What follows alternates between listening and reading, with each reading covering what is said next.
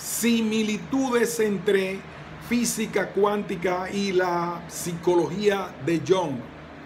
El caso de la sincronicidad o de cómo fracasa una analogía. Nayeli Hernández Cornejo, Departamento de Filosofía, Universidad de Guadalajara, México. Introducción.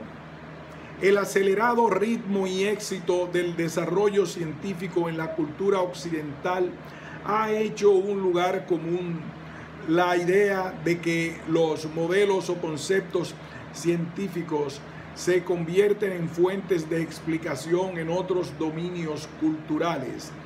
El impulso de esta cultura, que ha tomado como modelo el saber científico, ha facilitado y promovido el uso de elementos, por ejemplo, del modelo mecanicista newtoniano, del concepto de energía y de los procesos evolutivos en otras áreas del conocimiento, como la psicología y la sociología.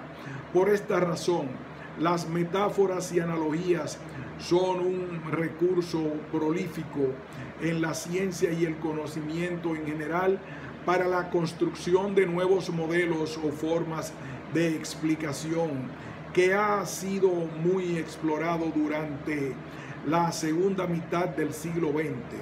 Así, si atendemos al desarrollo histórico de la ciencia, podemos observar un constante flujo de metáforas, analogías y literalidades, en algunas ocasiones con más éxito explicativo que en otras.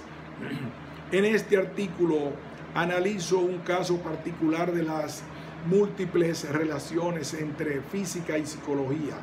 La analogía entre el concepto de sincronicidad de Carl Gustav Jung y el concepto de acausalidad en la mecánica cuántica.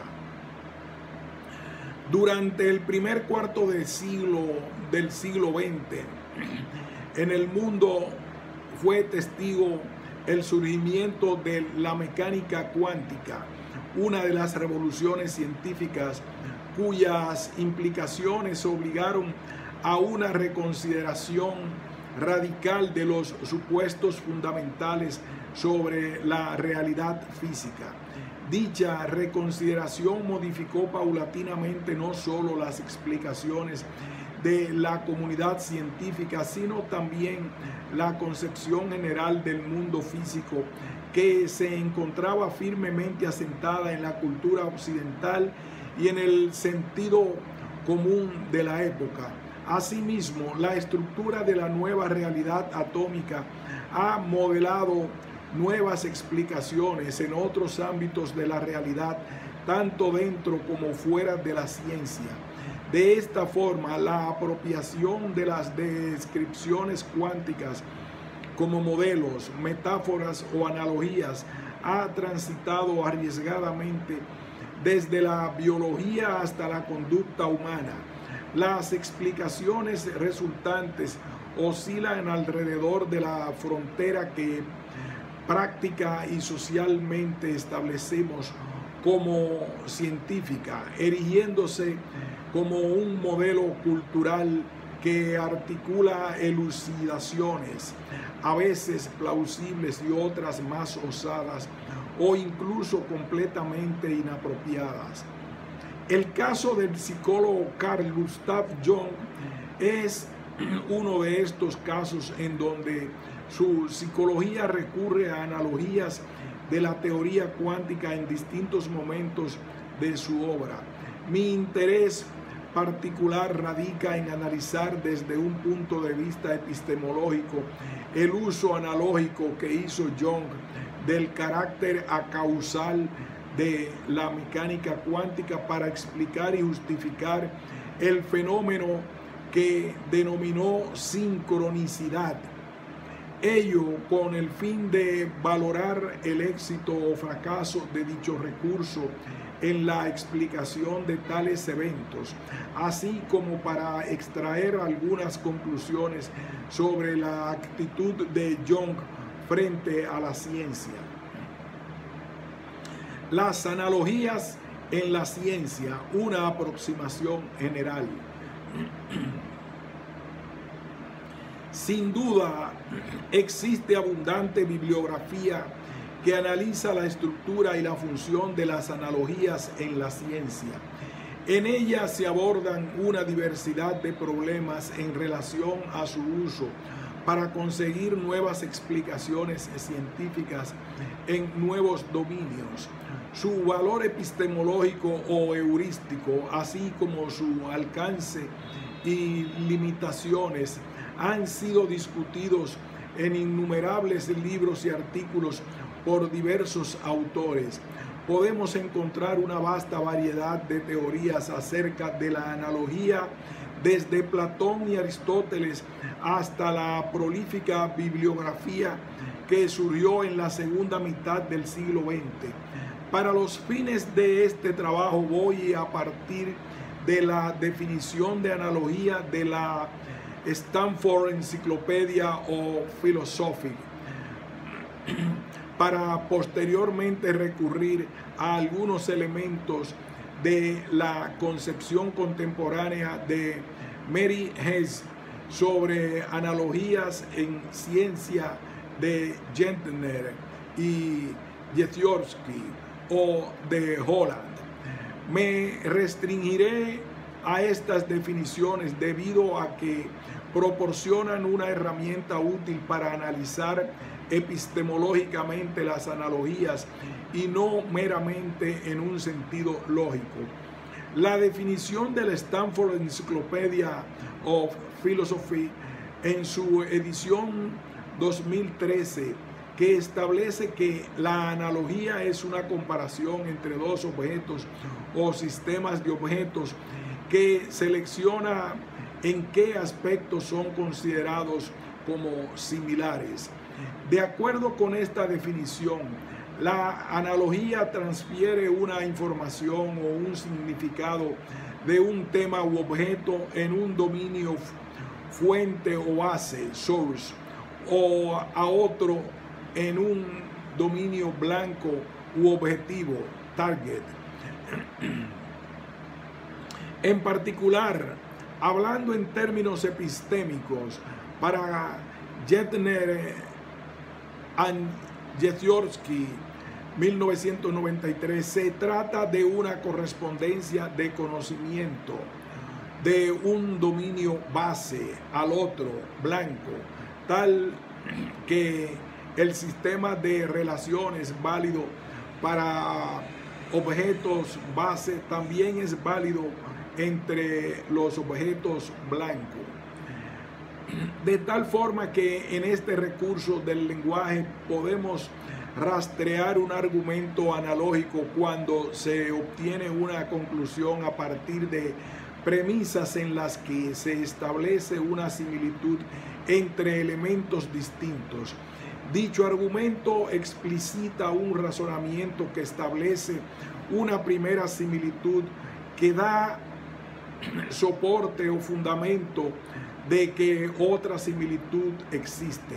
Es decir, podemos afirmar que una primera similitud entre los objetos o dominios no induce a pensar que existe una segunda similitud entre ellos. Se hace evidente entonces que los argumentos analógicos son razonamientos de carácter inductivo.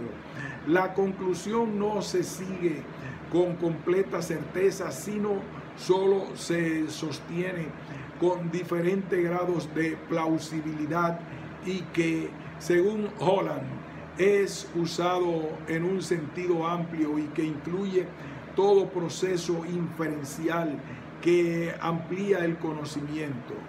Así, podemos generalizar la estructura del razonamiento analógico de la siguiente forma.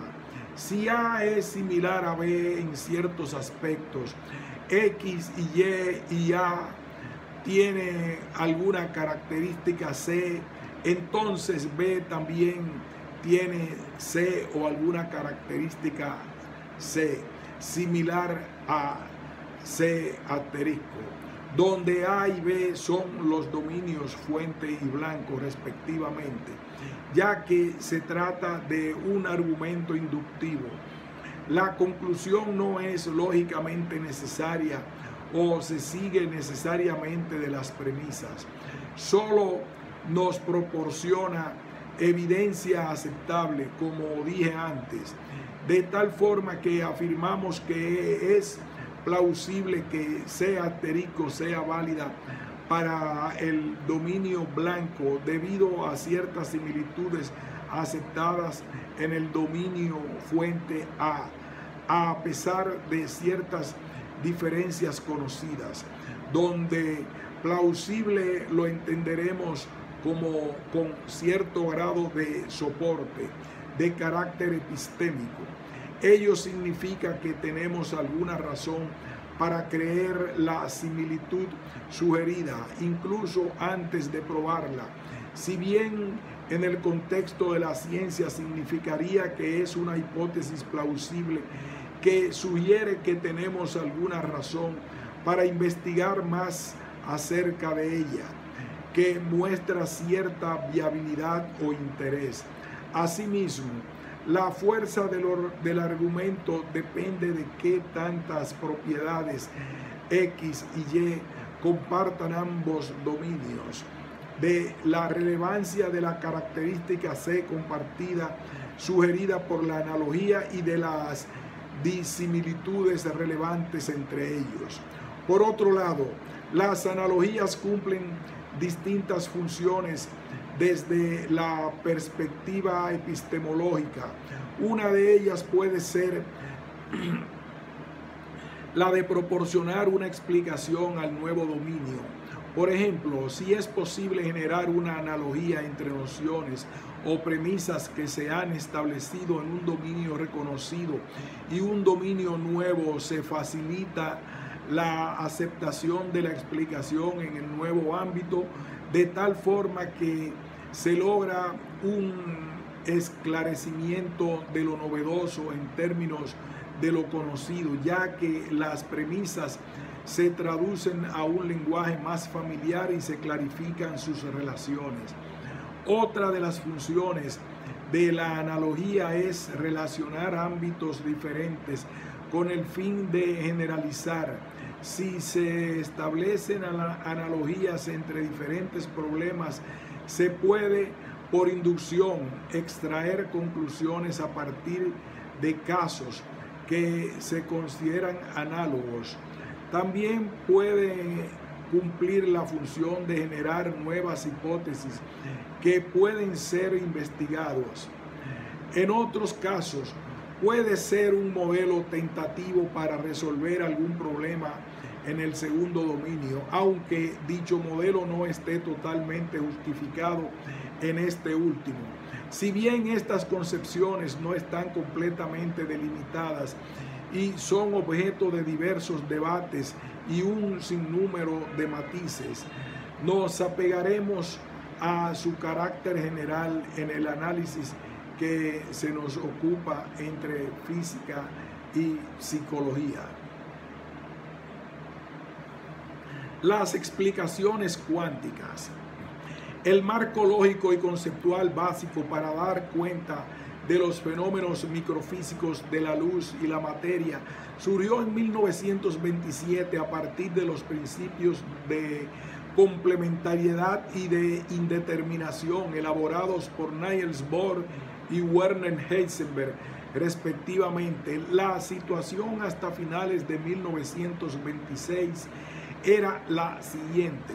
Después de 25 años de intentos parcialmente exitosos, pero sin una teoría con consistencia lógica que explicara los fenómenos atómicos, en 1925 y 1926 surgieron dos formalismos eficientes. Se trataba de la mecánica matricial y la mecánica ondulatoria de Heisenberg y Schrödinger, respectivamente, que resultaron acertados y precisos para la predicción de los fenómenos en cuestión. Estos dos aparatos matemáticos que enfatizaban aspectos distintos de los fenómenos atómicos: continuidad, discontinuidad, observabilidad, visualización, se mostraron más adelante como formalmente equivalentes. Sin embargo, carecían de una explicación conceptual que diera cuenta de dichos fenómenos, haciendo uso de los conceptos clásicos de onda y partícula sin caer en inevitables contradicciones. Las exaltadas discusiones en la comunidad de físicos fue la evidencia de que no existía una interpolación del formalismo que fuera adecuada. No había una relación consistente entre las ecuaciones y las descripciones. La situación se muestra en la pregunta que se hacía en ese momento en el mismo Heisenberg, citado por Moore: ¿puede la naturaleza ser tan absurda como nos parece en estos experimentos? En este escenario, a principios de 1927, surgen los principios que formarán la base interpretativa de lo que se denominará la Escuela de Copenhague.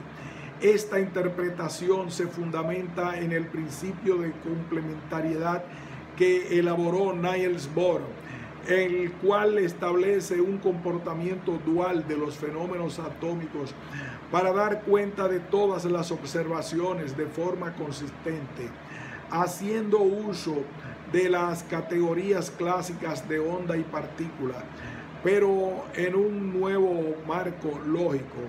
Su punto de partida es que el postulado cuántico, esencia de la teoría cuántica, atribuye un elemento de discontinuidad a todo proceso atómico. Esta inherente discontinuidad implica que la interacción y el intercambio de energía entre instrumento de medida y objeto no puede ser despreciada, como en el caso de la física clásica. Es decir, resulta imposible estipular mediante correcciones determinables la influencia del conjunto del aparato de medida sobre el objeto medido. Ahora bien, si una observación no puede ser hecha sin despreciar cierta interacción con el instrumento, la noción de causalidad en el sentido determinista no puede ser aplicada, pues el sistema no se encuentra aislado, la energía no es constante y por tanto no podemos usar los teoremas de conservación. Para conservar la causalidad debemos prescindir de hacer una observación, por tanto, de una descripción espaciotemporal y así mantener un sistema cerrado. Por el contrario, al observar el sistema no podemos describir en el espacio y en el tiempo, pero prescindimos de la descripción causal.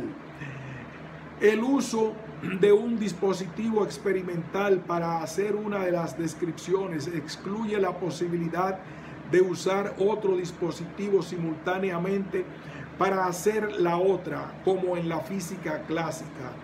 Por esta razón, Bohr asociará la descripción complementaria espacio-temporal y dinámica o causal a las nociones de partícula y onda, afirmando que estas dos categorías aparecerán en el comportamiento de los fenómenos físicos alternativamente, evitando los inconvenientes de las nociones clásicas. De acuerdo con esta descripción, todos los hechos sobre la luz y la materia pueden ser explicados en términos de uno de estos dos conceptos, pero no de los dos simultáneamente, dado que tienen propiedades excluyentes. Algunos sucesos se explican haciendo uso de la noción de partícula y otros de la de onda. dependiendo de su contexto experimental, es decir, el instrumento de medida que se ha de usar en la medición. La luz puede ser onda o partícula dependiendo del dispositivo experimental elegido. Igualmente ocurre con la materia.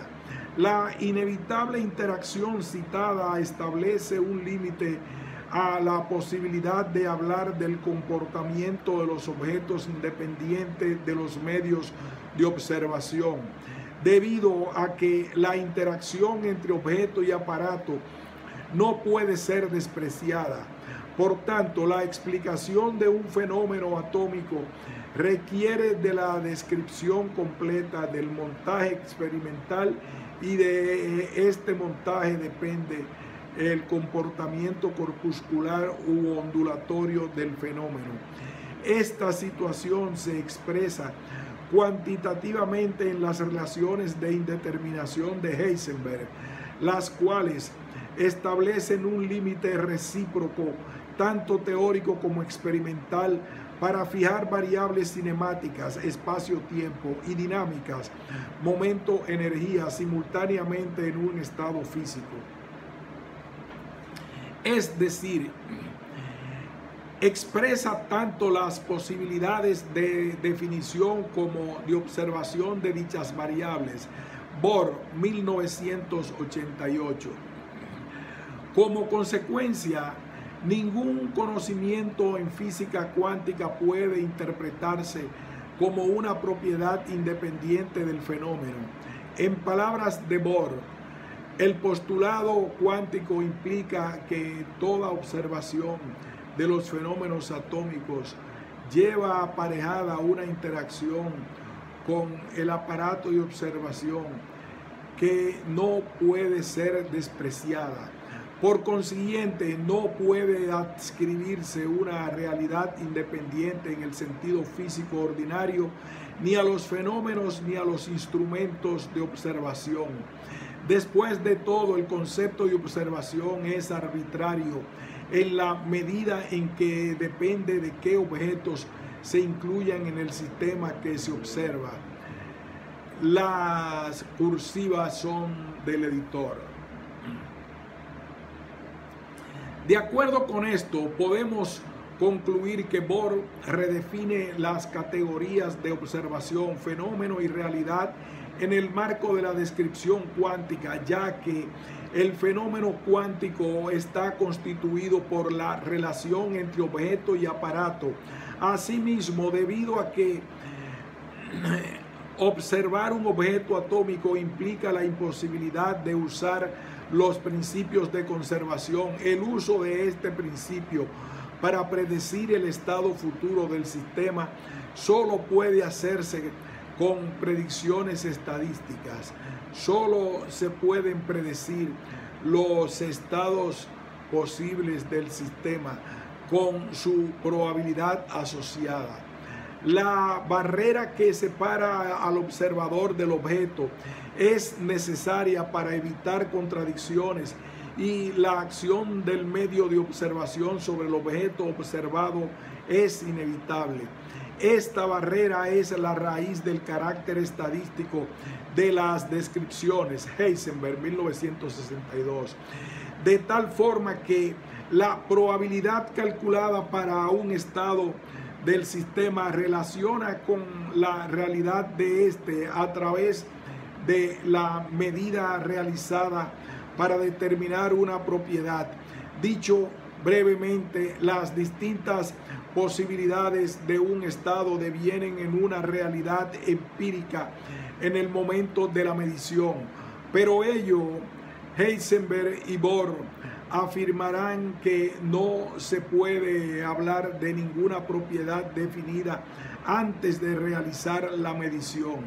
Está claro que el carácter probabilista de la función de onda y los resultados estadísticos hacen que el concepto de causalidad en su sentido determinista sea alterado respecto de la física clásica.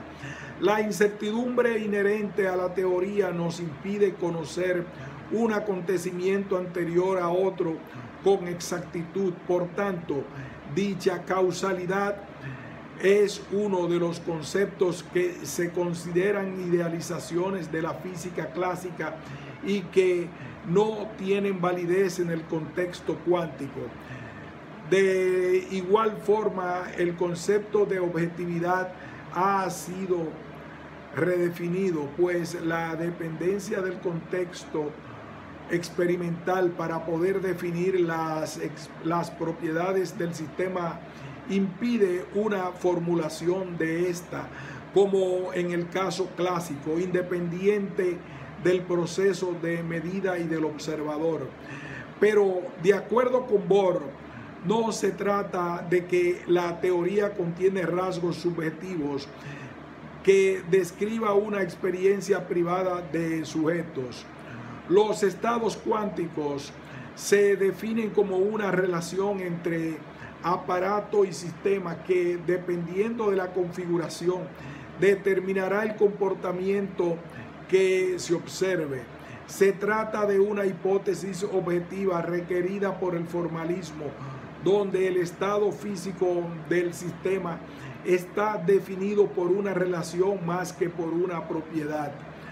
Esta interpretación sobre los fenómenos cuánticos, a pesar del éxito que tuvo para resolver los problemas conceptuales, nunca ha dejado de ser polémica y que reconfigura profundamente algunos de los supuestos más asentados en la cultura sobre la realidad física y sobre las relaciones epistémicas básicas. En cualquier investigación empírica, como la relación entre el objeto y el sujeto es el estatus de las aplicaciones causales en el mundo.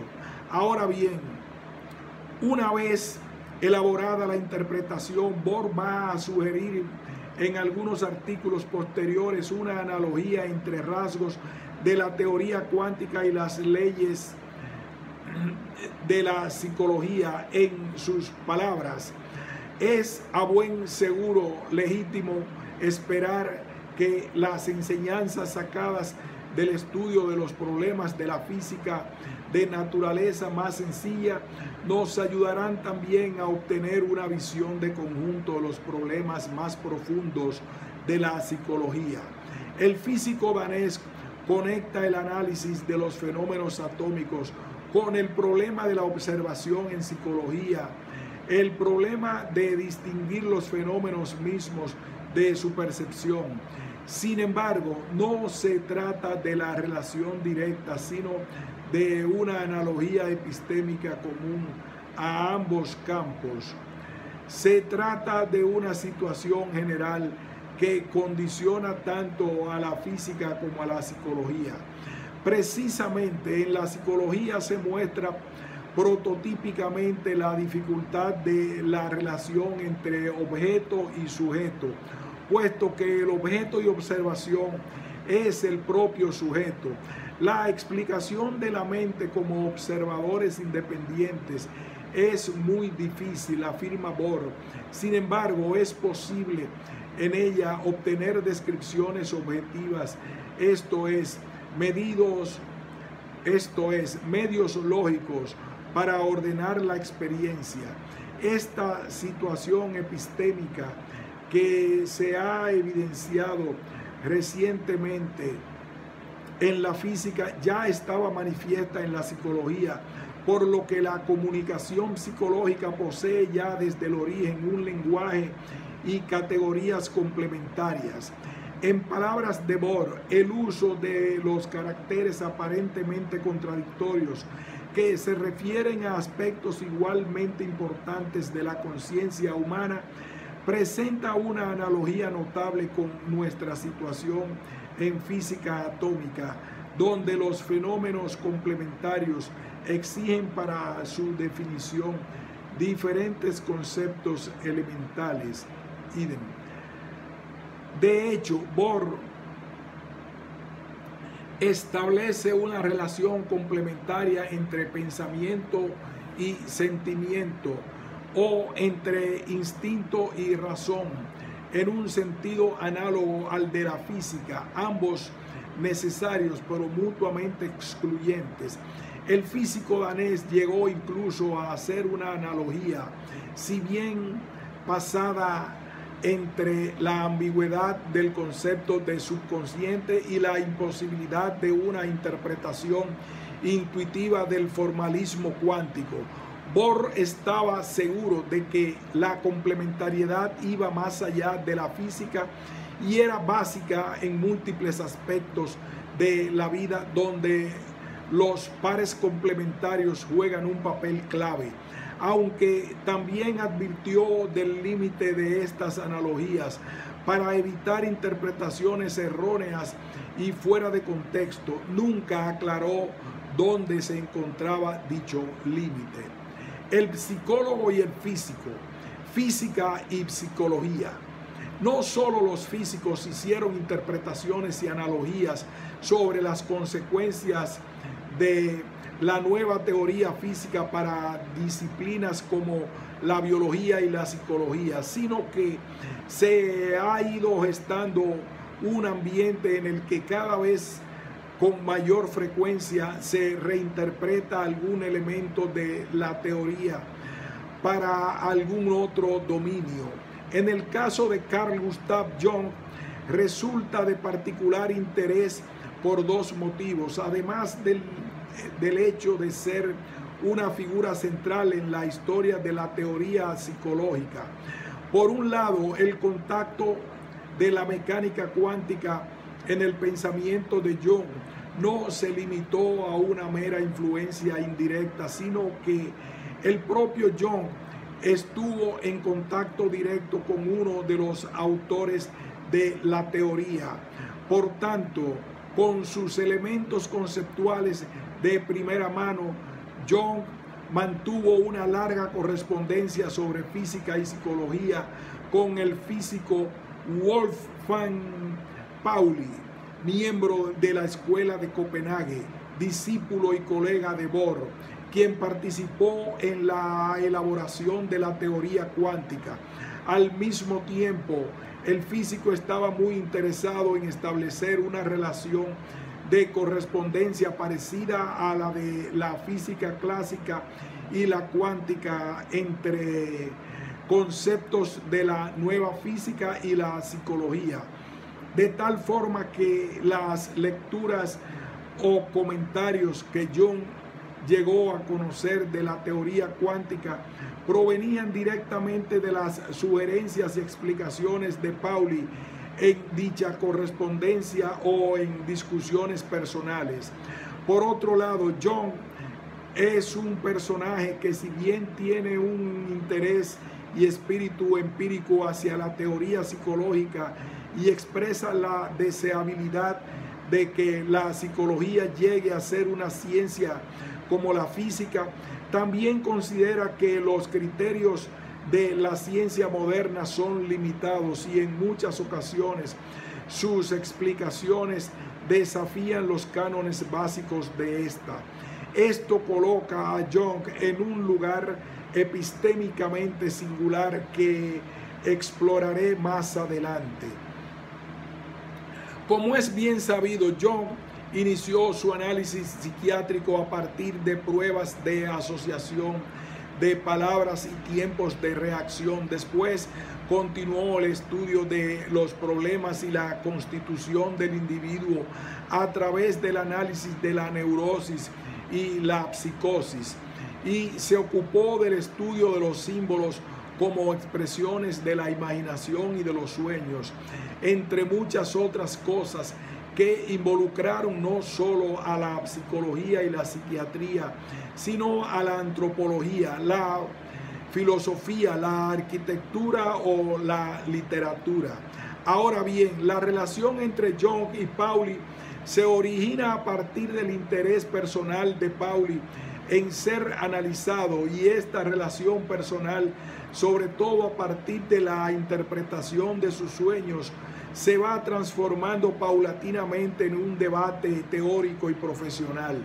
Este debate se va a configurar alrededor de la intención de Jung de utilizar algunos conceptos cuánticos para explicar estructuras y fenómenos de la psique y recíprocamente la idea de Pauli de usar los arquetipos del inconsciente colectivo de la teoría de Jung para explicar el surgimiento de algunos elementos de las teorías científicas. En particular, Jung parece haber leído el artículo de Bohr, Luz y Vida, en 1933, enviado por el mismo Pauli, y haber acogido con gusto las comparaciones que los físicos hacían entre la situación de la física moderna y la psicología que antes he mencionado.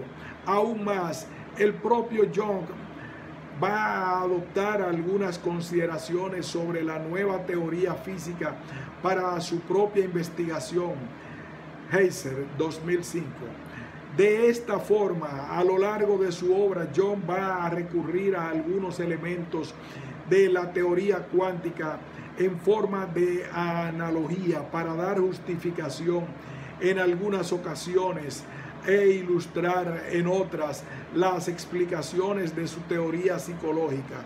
En particular, en su artículo de 1947, titulado El espíritu de la psicología, va a usar tres analogías en relación a la teoría cuántica que llaman la atención y que señalaré brevemente para posteriormente centrarme en el caso de la sincronicidad.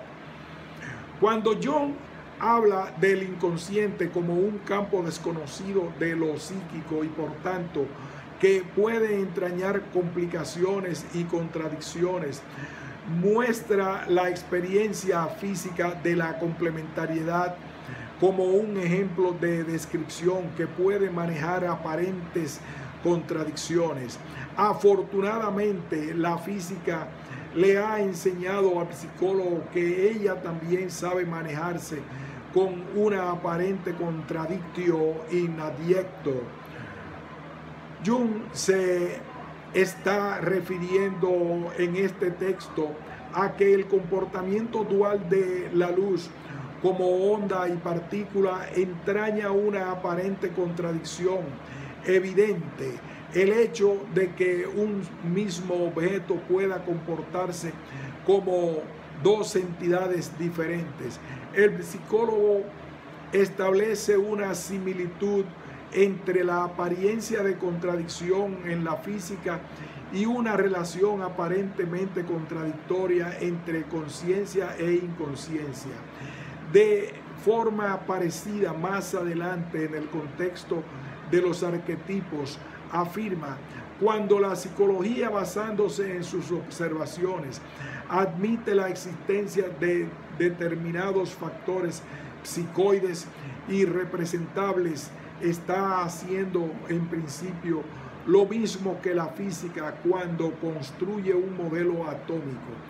Jung establece aquí una analogía entre la imposibilidad de representar determinados fenómenos en física, pero que modelamos a partir de las observaciones, y su concepto de arquetipos como principios organizadores para construir el conocimiento con origen en el inconsciente colectivo, pero que solo se manifiestan a través de efectos sobre la conciencia. Así, los arquetipos son definitivamente irrepresentables, pero podemos obtener ciertas explicaciones de ellos a partir de sus manifestaciones en la conciencia, tal y como en la cuántica se configura un modelo a partir de las observaciones, en el que requerimos dos conceptos de forma complementaria, debido a la irrepresentabilidad de dichos fenómenos mediante un concepto unívoco. Estas dos analogías se parecen mucho a las sugeridas por Bohr que he mencionado antes. Sin embargo, la tercera analogía de este texto se refiere a la relación entre sujeto y objeto, De acuerdo con el suizo, el comportamiento dual de la materia y la luz y el carácter probabilista del conocimiento cuántico como consecuencia del efecto por principio inevitable del observador sobre el sistema, muestra su elemento subjetivo y la realidad física pierde su carácter objetivo. De la misma forma, la realidad se sirve de base a los efectos del inconsciente. Al incluir al observador, es al mismo tiempo subjetiva y universalmente verdadera. Para Jung, física y psicología acaban adoptando conceptos que se aproximan entre sí.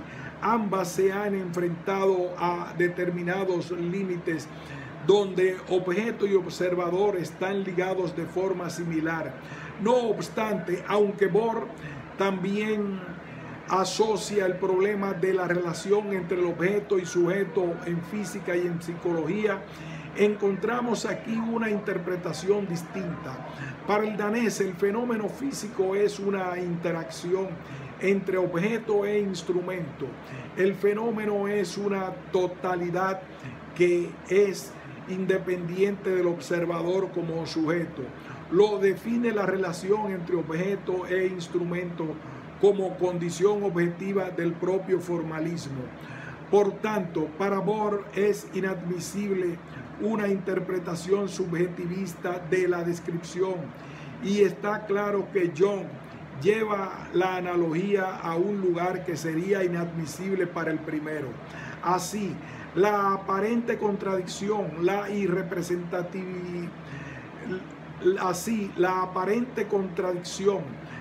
irrepresentabilidad y la subjetividad son los elementos que Jung quiere extraer de sus analogías.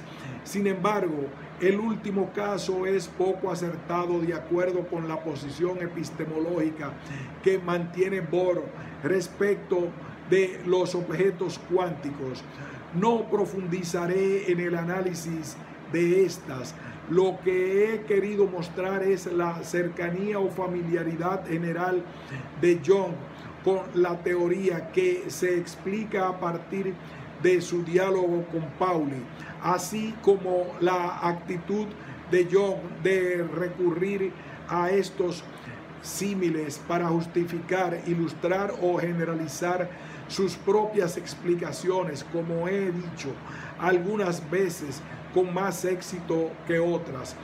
Esta es una actitud que adquiere una forma singular en el caso de la sincronicidad. Lo físico y lo psíquico, la sincronicidad en la frontera de la ciencia.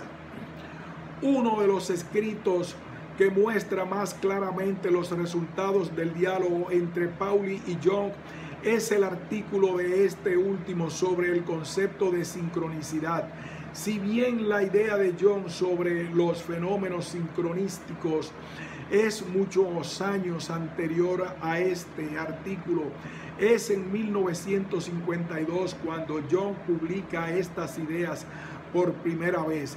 En dicho artículo titulado Sincronicidad como principio de conexiones acausales, el psicólogo va a establecer en un primer momento una analogía entre la física cuántica y el mundo psíquico para generar un cuadro conceptual que dé cabida lógica al fenómeno que denomina sincronicidad, y más adelante va a proponer un marco lógico y conceptual unitario desde el punto el cual de concebir tanto fenómenos psíquicos como psíquicos, tanto fenómenos físicos como psíquicos, utilizando categorías de una y otra clase. El desarrollo de este concepto y su relación con la física aparece en buena parte de la correspondencia con Pauli, especialmente de 1950 al 53. Paradójicamente es en este mismo artículo y con relación al fenómeno de la sincronicidad, uno de los temas donde Jung aparece desafiar más la frontera de la ciencia. Ahora bien, de acuerdo con los textos de Jung, la sincronicidad estaría constituida por dos factores centrales: una imagen inconsistente que accede directa o indirectamente, literal o simbolizada, a una conciencia como sueño, ocurrencia o presentimiento, y una situación objetiva y física que coincide con este contenido. Este tipo de acontecimientos estarían vinculados por lo que el suizo denomina conexión transversal de sentido. Se trata de sucesos que no tienen propiedades energéticas que permitan establecer una relación causal, como en la teoría física, pero que están relacionados a través de un sentido común, una coincidencia de significado que tampoco es casual. Así, la sincronicidad pretende explicar la coincidencia temporal de dos o más sucesos relacionados entre sí de una forma no causal, cuyo contenido significativo será igual o similar, lo que coloquialmente llamaríamos clarividencia, telepatía, soñar un evento que ocurre en otro espacio y tiempo, etc. Dicho brevemente, supone que la simultaneidad de un estado psíquico con uno o varios sucesos físicos cuyo sentido es paralelo o equivalente a dicho estado subjetivo. De acuerdo con la explicación de Jung, en este fenómeno el tiempo y el espacio se comportan elásticamente respecto a la psique. En el evento objetivo y el psíquico pueden variar en espacio-temporalidad libremente. Atendiendo a la naturaleza controvertida del fenómeno, resulta evidente que la justificación de este tipo de eventos desde un marco científico no le resultará sencilla a Jung. Sin embargo, esto es parte de su interés cuando el psicólogo propone una analogía con la teoría cuántica que, como dije antes, en una primera etapa le permite abrir una posibilidad lógica para justificar la sincronicidad, y en un segundo momento le lleva a una generalización de conceptos entre la realidad física y psíquica. Veamos cómo y con qué éxito resulta dicho argumento analógico.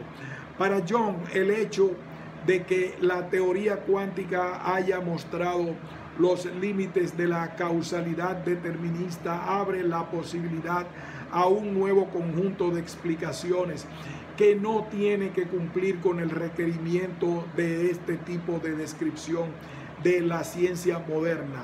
Es decir, el hecho de que en la física atómica la causalidad se muestre válida solo estadísticamente, supone que puede haber otros vínculos entre sucesos de la realidad que no sean causales, y los conecta con la primera mediante una analogía implícita.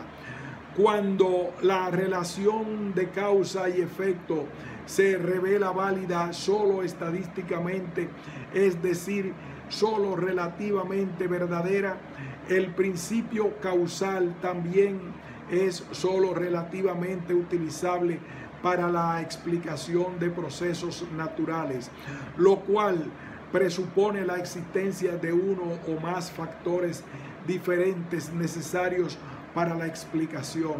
Y más adelante agrega: naturalmente, en el mundo macrofísico es inútil buscar sucesos acausales, sencillamente porque uno no puede imaginar que no estén causalmente vinculados y puedan explicarse.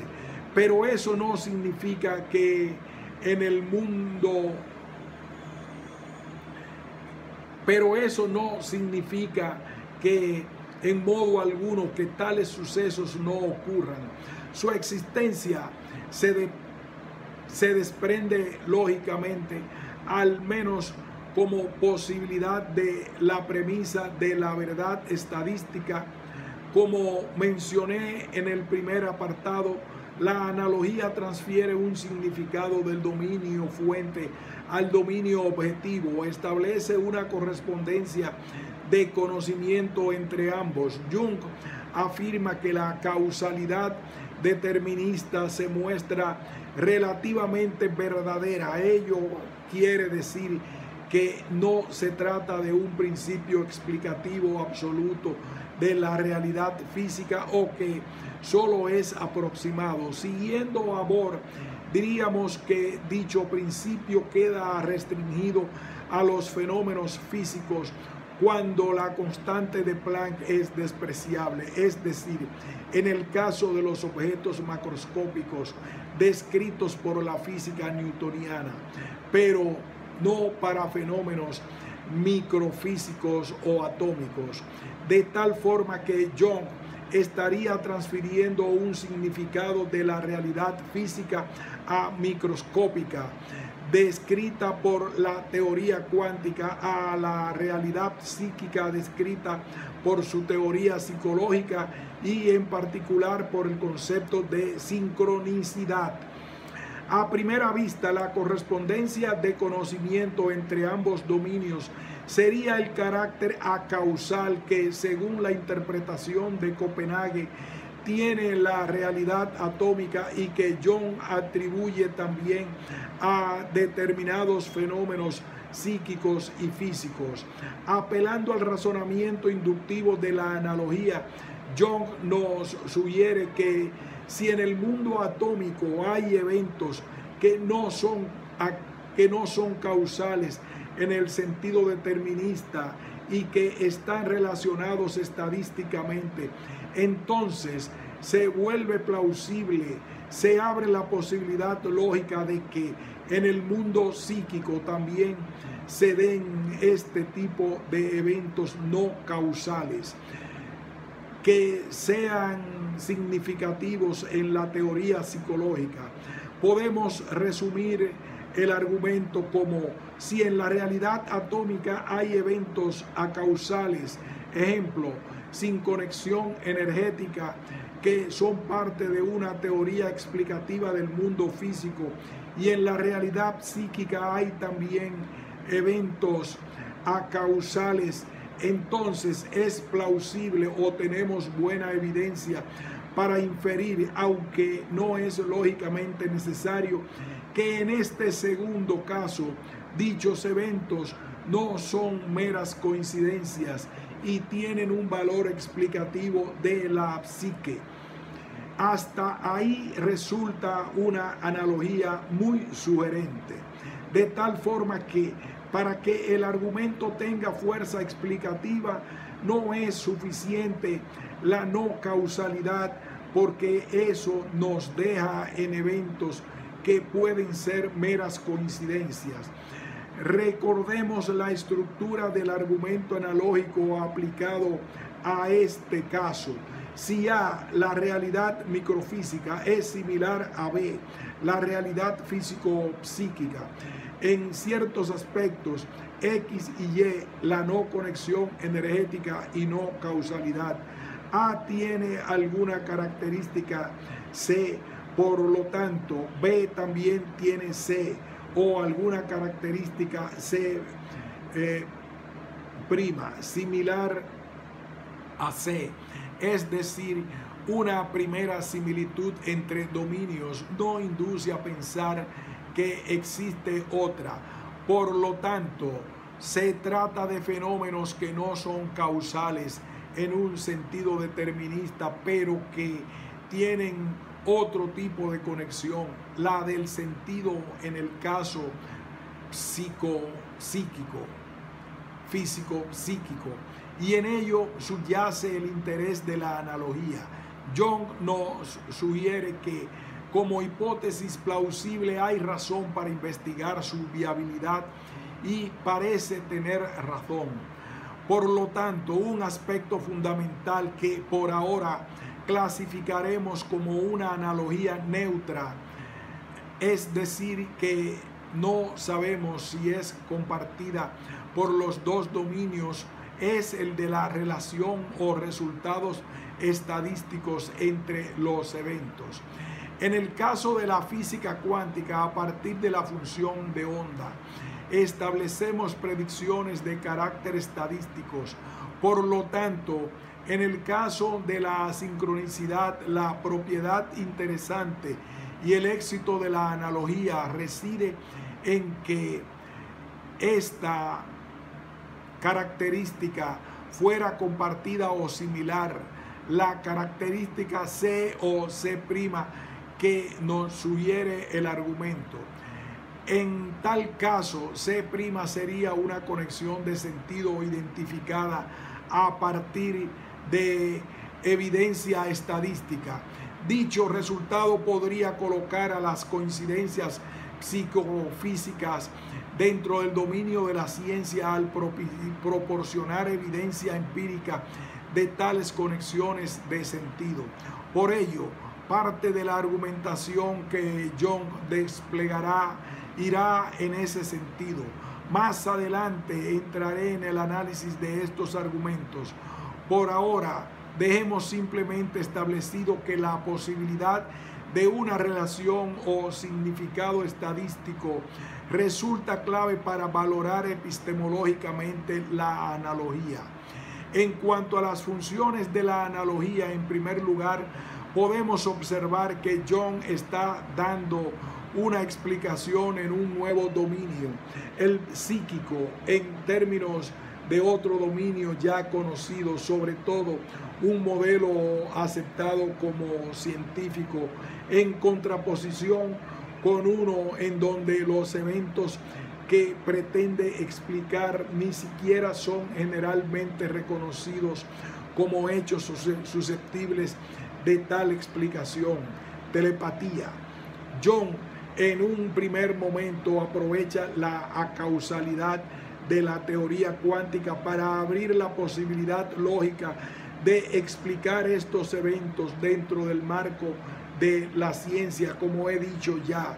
Sin embargo, en un segundo momento, John va a utilizar el argumento analógico para relacionar estos dos ámbitos y generalizarlos a un único marco conceptual para ambos mundos, físico y psíquico.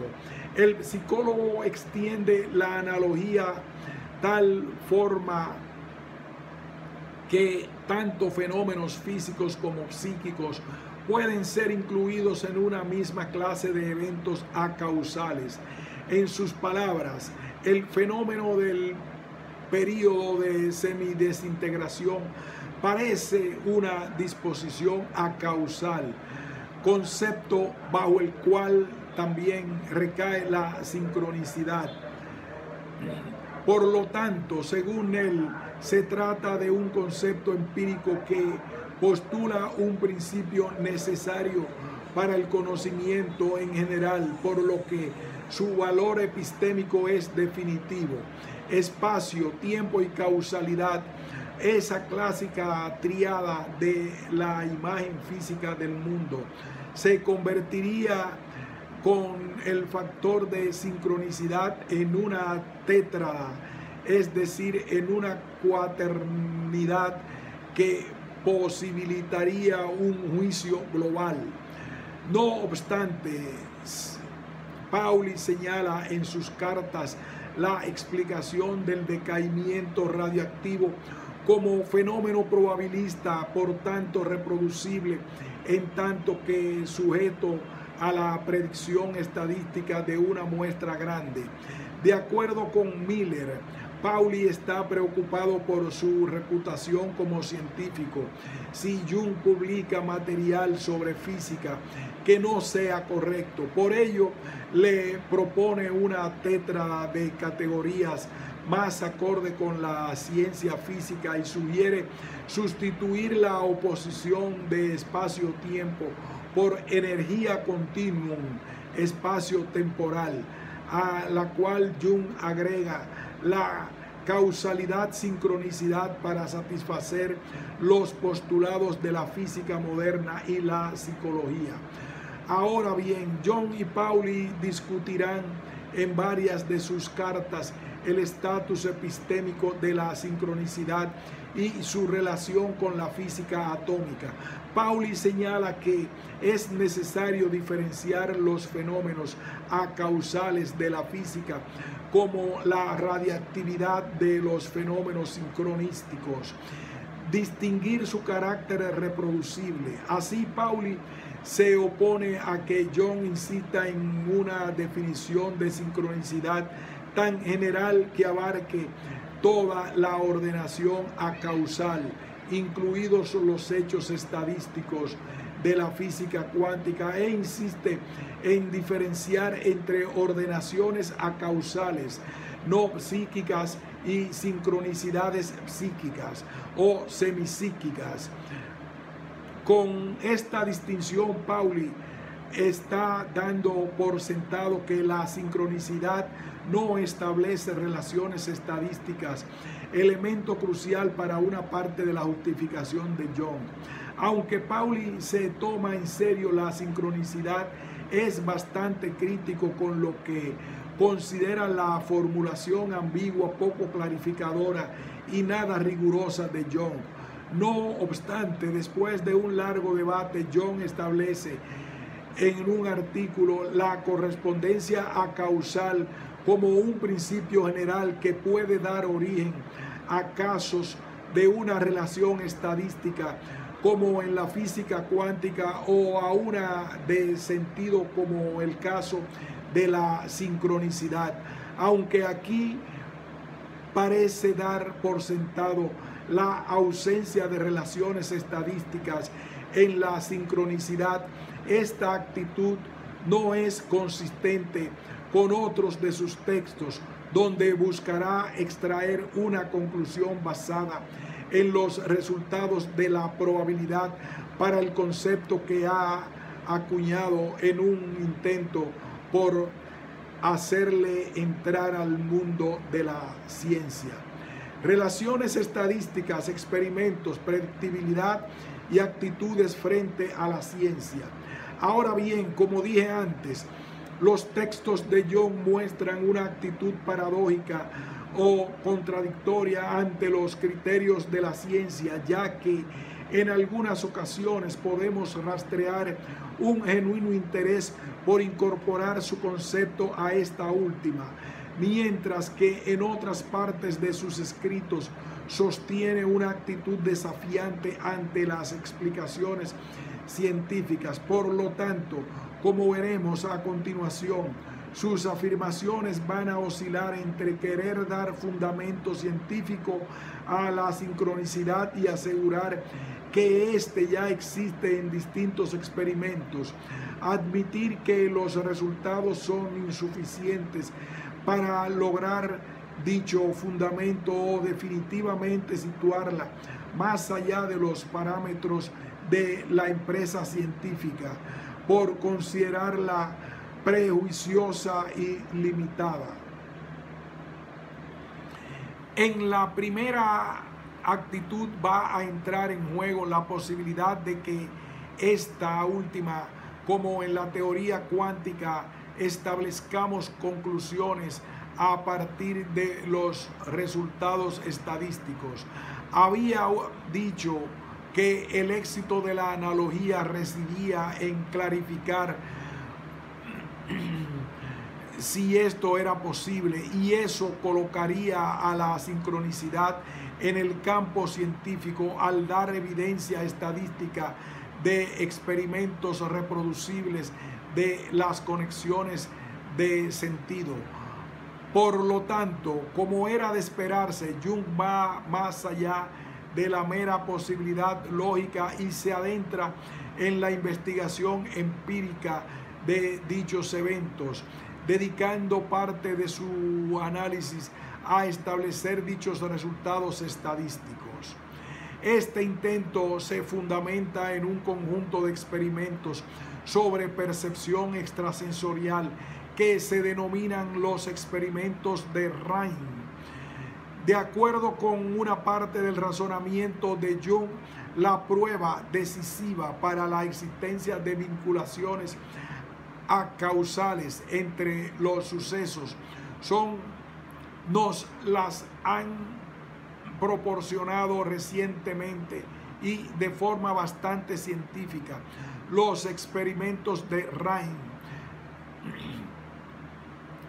El experimento esencialmente consiste en que un sujeto va descubriendo unas cartas con motivos geométricos una tras otra sin conocer el orden de la baraja.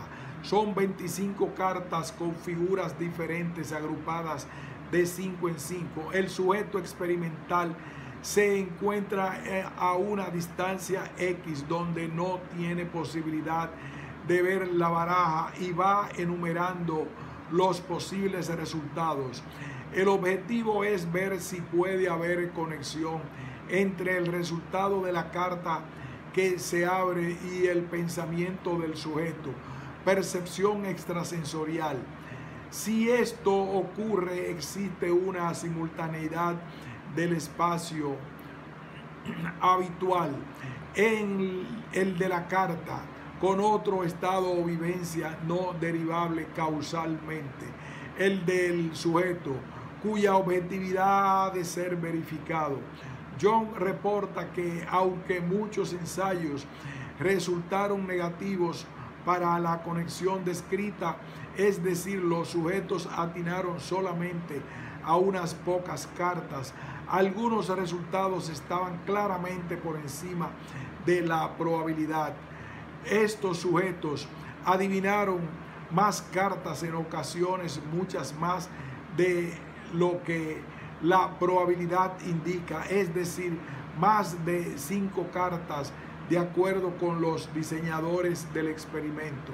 La interpretación que Jung hace de estos resultados positivos extraordinarios por arriba o muy por arriba de la probabilidad clásica se resume en que dichos casos no pueden ser causales o fortuitos, y de ahí concluye la evidencia estadística de los experimentos. El hecho de que se sobrepasen las predicciones de la probabilidad significa, según él, la demostración de auténticas vinculaciones acausales para cuya explicación o interpretación tendría que postularse un factor distinto de la causalidad por una especie de conexión transversal del sentido. Esto es la sincronicidad. La prueba científica de la conexión acausal sería la violación de la relación estadística según la teoría de la probabilidad. En estos casos, estos resultados, afirma, proporcionan una base numérica comprensible para el fenómeno de la sincronicidad. En sus palabras, existen relativamente pocos trabajos experimentales en el terreno de las ciencias naturales cuyos resultados alcancen un grado de seguridad ni siquiera aproximadamente tan elevado. Así, de acuerdo con esta argumentación, la prueba es plenamente científica, por tanto, con valor epistemológico, y el escepticismo respecto de la sincronicidad que proporciona ESP no tiene motivos suficientes. Sin embargo, hay dos elementos centrales que refutan dicha conclusión. En primer lugar, dichos experimentos nunca han sido aceptados por la comunidad científica por considerar que la metodología era incorrecta, que no eran reproducibles, que había sesgos en la muestra e incluso resultados falseados. En segundo lugar, y más importante para analizar el proceder del psicólogo, Jung admite que muchos resultados fueron negativos y solamente selecciona algunos casos que sobrepasaron la predicción de la probabilidad clásica. No obstante, cuando tenemos una muestra suficientemente grande, como en este caso, que existan resultados fuera de lo normal, no es indicativo de nada extraordinario en el sujeto o en el evento. Dichos resultados pueden, según la teoría de probabilidad, ser perfectamente atribuidos al puro azar. En definitiva, ello no implica la violación de las relaciones estadísticas. De hecho, la teoría de la probabilidad implica que, aunque sea poco probable, no es imposible, y de hecho debe ocurrir que en algunos sujetos cualesquiera acierten en muchos o todas las cartas. Jung se equivoca al afirmar que el hecho de que algunos sujetos superen notablemente la probabilidad calculada sea indicativo de algún evento extraordinario o conexión extrasensorial.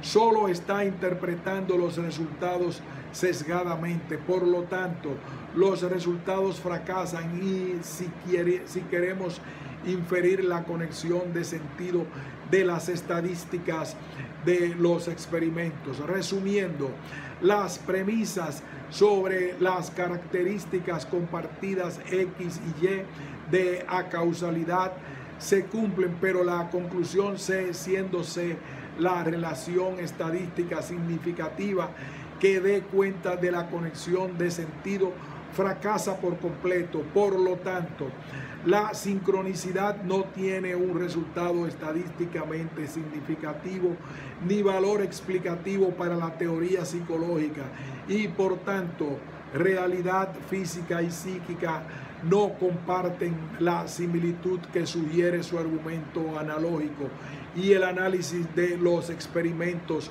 que hace el psicólogo.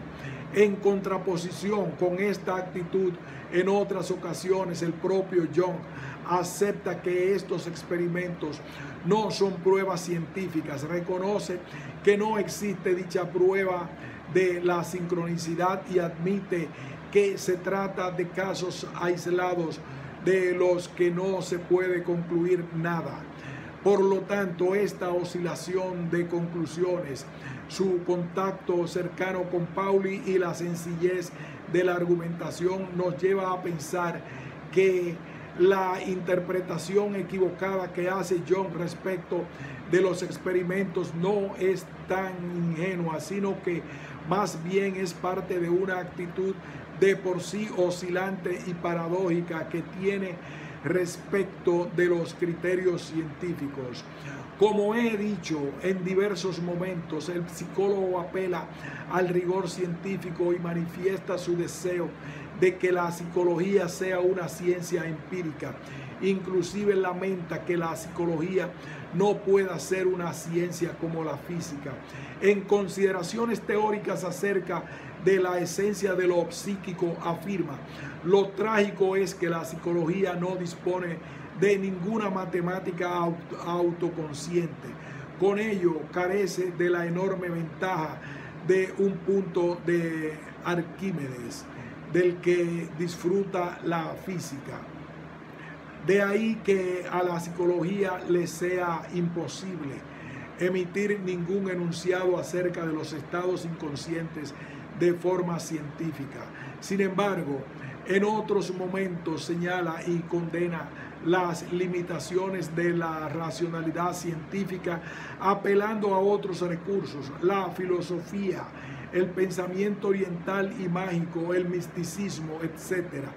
Por ejemplo, en una parte del propio texto de sincronicidad, como principio de conexiones acausales, el objetivo a un evento como la sincronicidad significa entrar en colisión con nuestras tradicionales ideas científicas y epistemológicas, y que resultaba imposible encontrar un medio científico actual para constatar un sentido objetivo de tales eventos.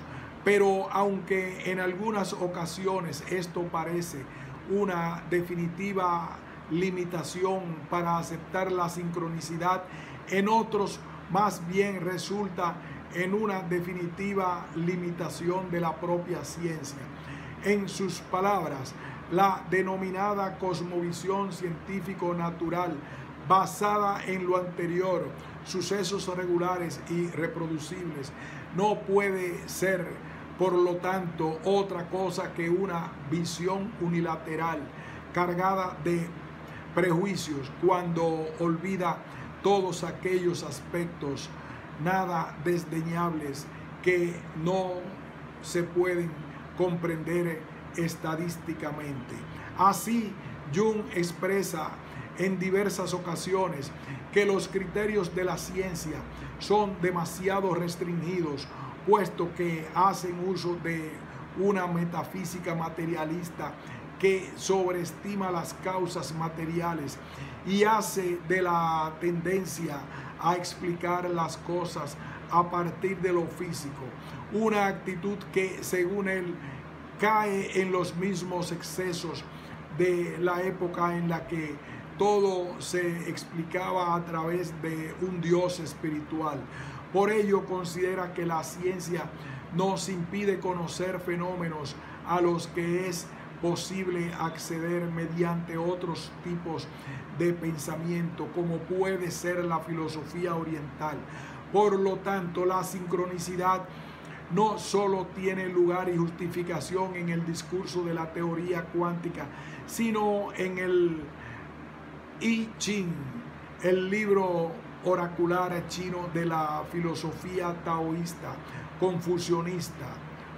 De igual forma, la alquimia en la psicología de Jung ofrece una forma de resolver la tensión entre opuestos, proporcionando la posibilidad de un mundo unitario a través del elemento psíquico-físico basado en el inconsciente colectivo.